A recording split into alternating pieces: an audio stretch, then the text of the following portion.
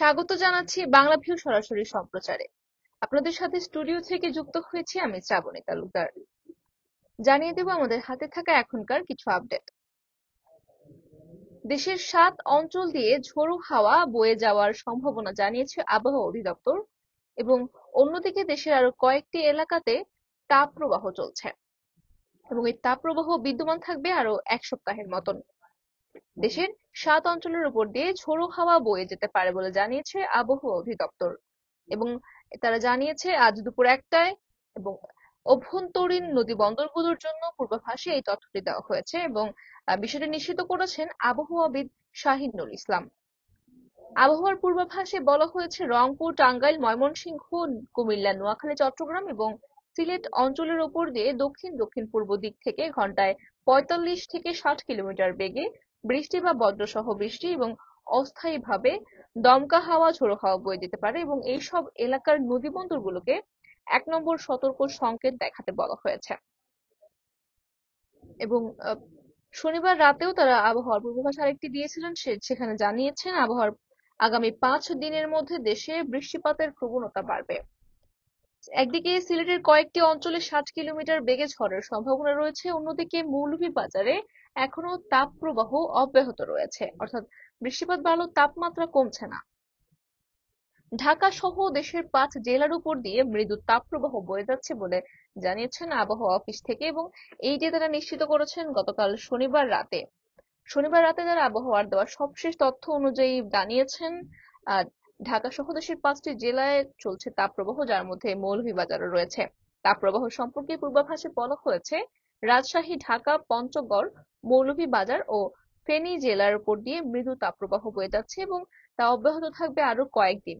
তাছাড়া দেশের ৭টি এলাকায় ৬০ কিলোমিটার বেগে বজ্রবৃষ্টি বা অস্থায়ী দমকা হাওয়া এবং ঝোড়ো হাওয়া সহ বৃষ্টি হতে পারে।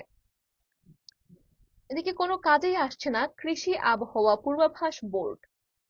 হবিগঞ্জের মাধবপুর উপজেলা ইউনিয়ন পরিষদ ভবনে কৃষি আবহাওয়া, নদ নদীর সামগ্রিক অবস্থা সম্পর্কিত উন্নয়নের পরিষেবা এবং নির্ভরযোগ্য তথ্য কৃষকের কাছে পৌঁছে দেওয়ার জন্য কৃষি আবহাওয়া সংক্রান্ত তথ্য উপাত্ত উন্নতিকরণ পদ্ধতি একটি বোর্ড গঠন করা হয়েছিল এবং এই তথ্য প্রযুক্তি উন্নতিকরণ প্রকল্প বাস্তবায়নও করেছে সরকার। তবে প্রকল্পটি দেশের কৃষি ও কৃষকের উন্নয়নের কথা থাকলেও মাধবপুর উপজেলার কৃষকরা এই সুবিধাগুলো পাচ্ছেন না, তারা সুবিধা থেকে বঞ্চিত রয়েছেন। কৃষকরা বলছেন কৃষি অফিসার কেউ তাদের আবহাওয়া বিষয়ে কোনো ধরনের পরামর্শ দেয় না। উপজেলার ইউনিয়ন পরিষদগুলোতে স্থাপন করা হয়েছে কৃষি আবহাওয়া পূর্বাভাস বোর্ড। স্বয়ংক্রিয় বৃষ্টিপাত পরিমাপক যন্ত্র, রেইন গেজ মিটারও রয়েছে এইসব অফিসগুলোতে, কিন্তু কোনো কৃষকই কোনো ধরনের আবহাওয়ার পূর্বাভাস পাচ্ছেন না। সচল বোর্ডগুলোতেও নিয়মিত তথ্য হালনাগাদ করা হচ্ছে না। খোঁজ নিয়ে জানা গেছে নিয়ম অনুযায়ী আগের এবং পরের ৩ দিনের কৃষিভিত্তিক আবহাওয়ার নানা তথ্য এই বোর্ডে হালনাগাদ থাকার কথা থাকলেও সেটা কোনোদিনই সচল ছিল না, জানিয়েছেন মাধবপুরের কৃষকরা। এবং অনেক কৃষকের সাথে কথা বলে জানা গেছে ইউনিয়ন পরিষদে কৃষি আবহাওয়া পূর্বাভাস বোর্ড আদৌ আছে কিনা তা জানেনই না তারা। এই বোর্ডের উপকার কি তাও সম্পর্কে অবগত নন অনেক কৃষক। সরকার এত টাকা খরচ করে এমন একটা প্রকল্প বাস্তবায়ন করলো কৃষকদের জন্য, কিন্তু কৃষকেরা কোনো উপকারই পাচ্ছেন না, এই রকম বক্তব্য করেছেন মাধবপুর ইউনিয়নের ৪০ থেকে ৫০ জন কৃষক।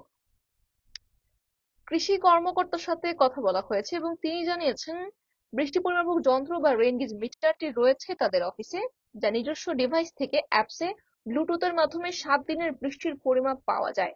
বর্তমানে যন্ত্রটি অনেকটাই কাজ করছে না এবং এই যন্ত্রটিতে পাওয়ার সাপ্লাই যে সোলার প্যানেল থাকার কথা সেটিও নষ্ট হয়ে গিয়েছে এবং এই ব্লকে তিনি যোগদান করেছেন যখন থেকে, তারপর থেকেই তিনি আর এই ধরনের এই যন্ত্রটিকে কার্যকর দেখেননি এবং তারপরেও তার পক্ষ থেকেও কোনো ধরনের উদ্যোগ নেওয়া হয়নি এই যন্ত্রটিকে ঠিক করার জন্য, যে কারণে মাধবপুরের কৃষকরা কৃষি আবহাওয়া তথ্য সম্পর্কে রয়েছেন বঞ্চিত।